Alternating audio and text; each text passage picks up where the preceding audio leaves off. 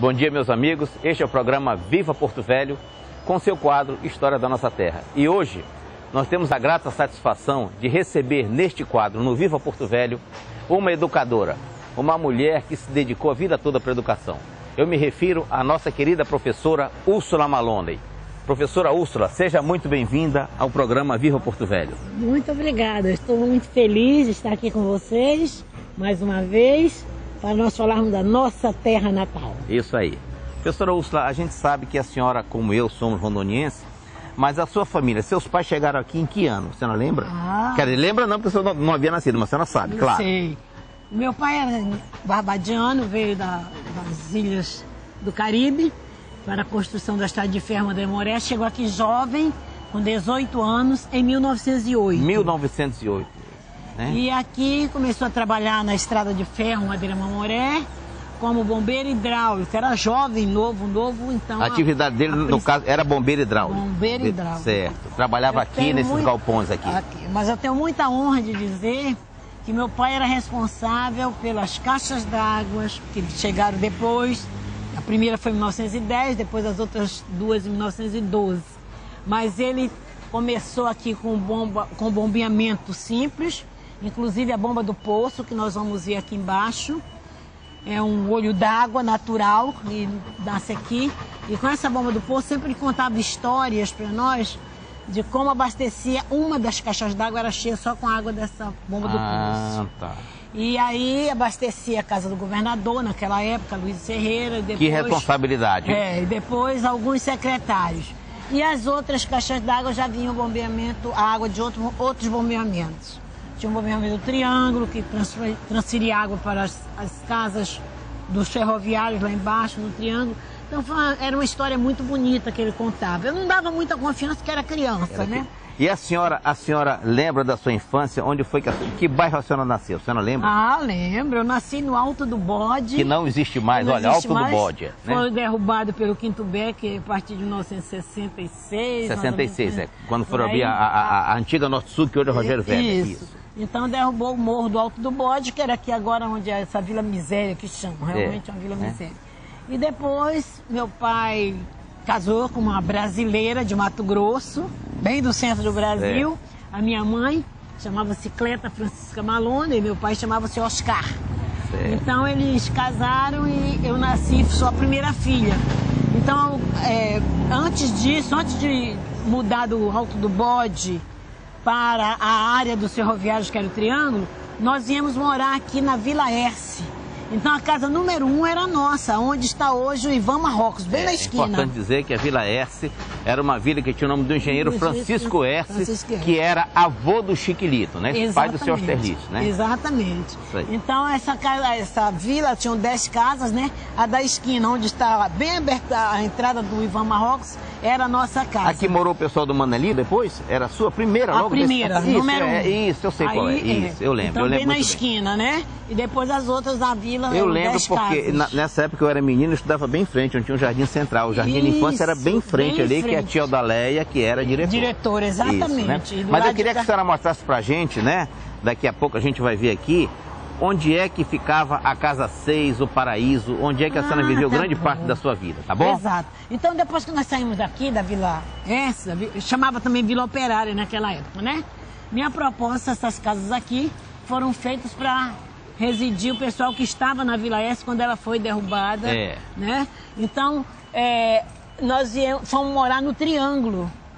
Morar lá no Triângulo, que muitos ferroviários moravam para lá, né? E como a estrada de ferro prosseguia para lá, papai viajava muito, vendo todo o bombeamento de água daqui até Guajará-Mirim, porque o trem era a vapor, então abastecia de água naturalmente em todos os distritos ou acampamentos que parava o trem, né? Então é muito importante isso. Então, depois disso, o papai ficou mais velho, ficou trabalhando mais na bomba do Triângulo mesmo e abastecia por aqui já com de outras fontes. Mas a água em Porto Velho era límpida, não precisava de cloro, não precisava ser tratada, água de poço, muito boa mesmo, né? Senhora Úrsula, agora eu queria que a senhora contasse pra gente, quando a senhora veio morar aqui próximo, onde hoje é Embratel aqui, com o seu Militão. Queria que a senhora falasse pra gente onde era a Casa 6, onde era o Paraíso. Nós vamos lá que ela vai mostrar onde era. Professora Úrsula, agora nós estamos aqui na Avenida Farquhar, exatamente em frente ao prédio da Embratel. Eu quero que a senhora nos diga, quando a senhora veio morar para cá, com a família do seu Militão, o que funcionava aqui, o que era aqui nesse local? Exatamente, neste local era um dos prédios antigos da Estrada de Ferro Madeira Morel, um dos casarões, onde moravam alguns ferroviários ainda. Então era chamado O Paraíso. O Paraíso, olha, como ela colocou, esses casarões foram construídos na época da Estrada de Ferro pelos ingleses, entendeu? E além do Paraíso, esse casarão aqui, haviam mais dois. Havia mais dois nesse pedaço. Bem aqui em frente, mais ou menos, era a primeira casa que morou, a casa onde morou o primeiro governador, Aloysio Ferreira. Também era um casarão de madeira, que no final, quando nós morávamos aqui, era o Clube Ipiranga. Olha aí, pouca gente sabe disso. Onde era o Clube Ipiranga de madeira, morou aqui o governador Aloysio Ferreira. É importante dizer para você, lembrar para você, Anizinho, que eu ria muito porque a cadeia era embaixo dessa casa. O governador morava em cima e a cadeia era embaixo. A cadeia embaixo, mas poucas pessoas eram presas. Poucas pessoas eram presas. É tanto que quando tinha uma presa, ela gritava: governador, mande me soltar. Era interessante, né? Uma presa só, uma mulher. Às vezes um preso, porque estava bêbado na rua, alguma coisa. E depois, descendo em Ipiranga, a gente chegava aqui no Paraíso e entrava nas casas do Caiarim, onde moravam os ferroviários, né? É importante também ainda lembrar, Anizinho, que essa área aqui era uma área assim muito privilegiada, porque o mercado central ali embaixo, os ferroviários que moravam aqui estavam todos perto do seu serviço na Estrada de Ferro Madeira Morel. E as pessoas se conheciam, eram amigas. E a senhora morava aqui nessa esquina? Na outra esquina ali, subindo. Nós vamos lá, já vou te mostrar onde era a nossa casa. Tá. Nossa casa fechava uma rua, era interessante. Certo. Mas era um casarão também. E um casarão assim, Anísio, que eu admirava a obra. As telhas eram de vários países.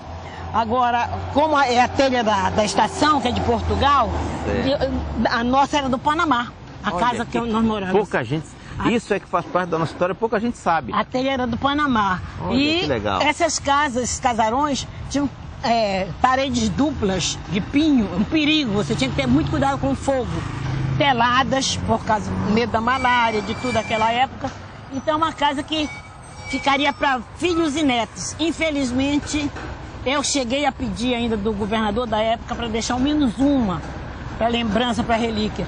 Mas ele já não tinha mais vez nem voz, porque a ordem já veio para acabar com a Estrada de Ferro, então eles tiveram que derrubar os casarões. A professora Úrsula tem muita história para contar. A professora Úrsula lecionou aqui, esteve ligada à educação, trabalhou na educação durante 46 anos.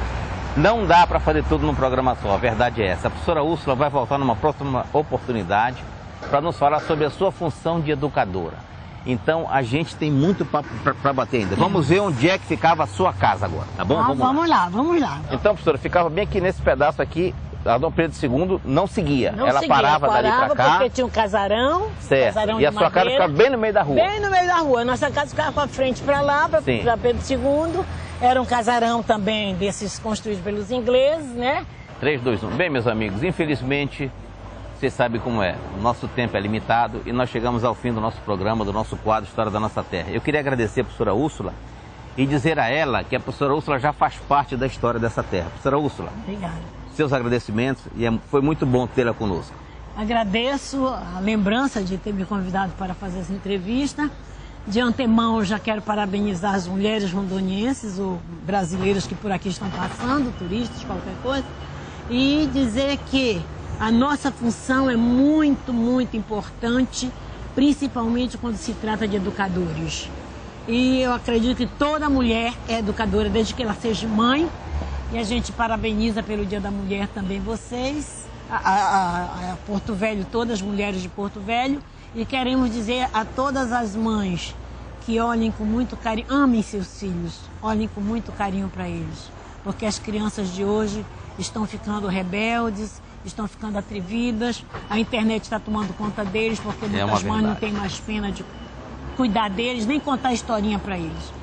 Viva a criancice deles. Tonizinho, muito obrigada também. Obrigado. Pela oportunidade, mais uma vez, de falar da nossa terra. Obrigado.